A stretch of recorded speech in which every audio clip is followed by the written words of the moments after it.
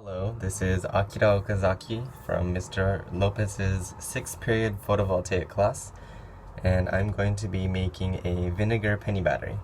And I chose to do this project because I thought it required the least amount of materials and probably the least amount of time, but I also chose it because um, for more impoverished communities who don't have access to electricity, um, something that requires the least amount of materials, resources, and the least amount of time would probably be the best affordable source of energy for them. So what I'm going to be trying to do is light up this LED. I'm going to be trying to light up this LED with just some pennies, vinegar, and some cardboard. The first step that I took was cutting the cardboard into discs equal to the diameter of the pennies.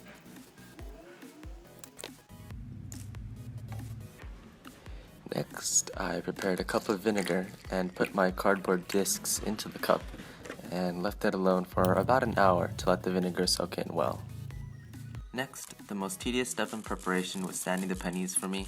That was because I didn't really have any proper materials, so I just did it on my driveway. This step is to make sure that one side of the penny is copper while the other side had the zinc from the inside of the penny exposed. And this way, when the battery is assembled, the electrons would be able to flow in a single direction from zinc to copper.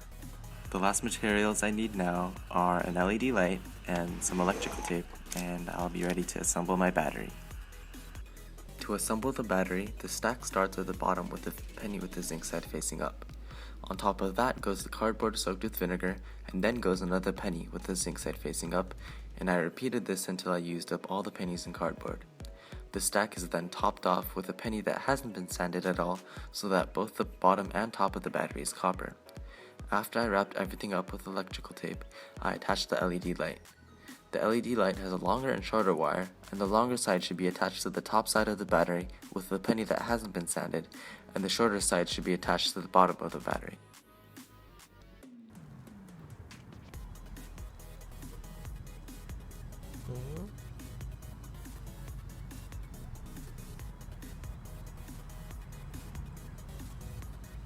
It's not working. Aww. It's probably because it's wet. No, it's supposed to be wet. It was because it was wet. Everything was still covered in vinegar, which prevented the battery from working properly. So after I wiped the coins and reassembled the battery, it started working.